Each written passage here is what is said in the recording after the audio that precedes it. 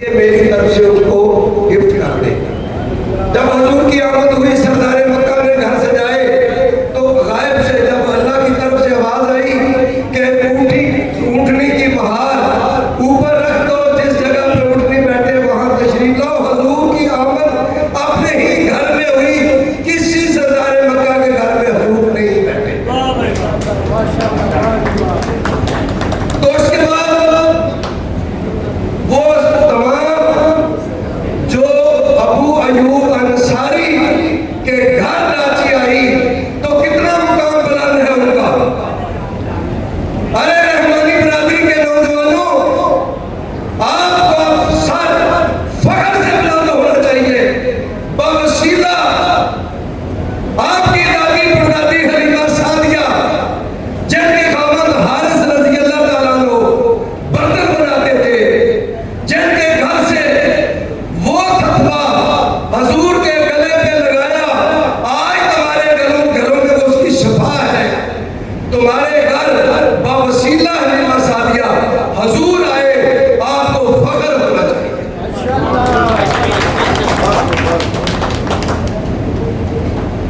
वक्त के इख्तिसार से ये मुख्तसर बात करता हूँ कि ये कादरी साहब की अजमत को सलाम करो और आज का दिन अहद करो।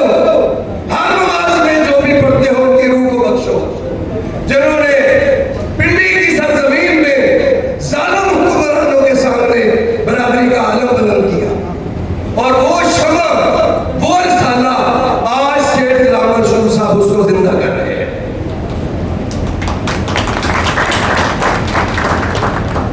कुंजा की सरजमीन पे शरीफ कुंजाई ने शमा जलाई,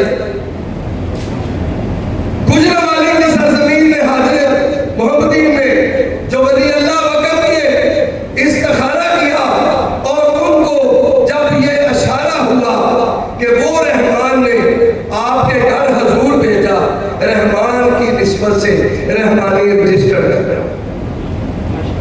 अब रही बात कम्भार संस्कृत जबान का लफ्ज है, लुगत के मानों में कहता है कि दूसरों का बोझ उठाने वाले। कम्भार संस्कृत जबान का, ये कम्भार के बाद प्रजापति कैसे बने, बात लंबी हो जाएगी।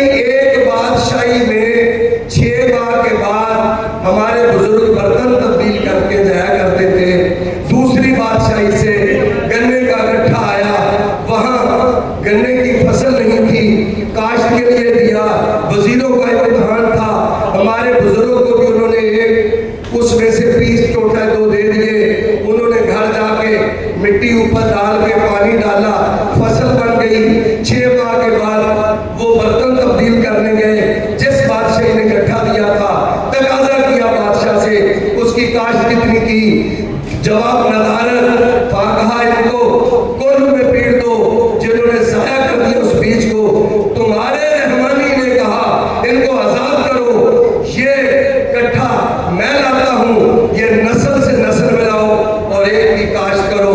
उन्हें कहा कि तूने मेरी प्रजा की बात रखी है, सीनियर वजीर की कुर्सी दी, उसकी जेरे निगरानी बेटियों की डोलियां जाती रही, उसकी जेरे निगरानी मडियां चलती रही, उनकी दयानतदारी और जहानत से, और उनको प्रजापत कहा कि मेरी प्रजा की लाज रखी है। प्रजापत वहां से अशारा मुझे मिल गया, वक्त के दामन में गुंजाइश नहीं, बात लंबी हो जाएगी। आखिर में यही कहूंगा कि मंजिल से बढ़ के मंजिल तलाश कर, मिल जाए दरिया को समंदर तलाश कर। हर शीशा टूट जाता है पत्थर की चोट से, पत्थर भी टूट जाए, वो शीशा तलाश कर। अरे सजदों से तेरे क्या हुआ, सदियां गुजर गई, दुनिया तेरी बदल दे,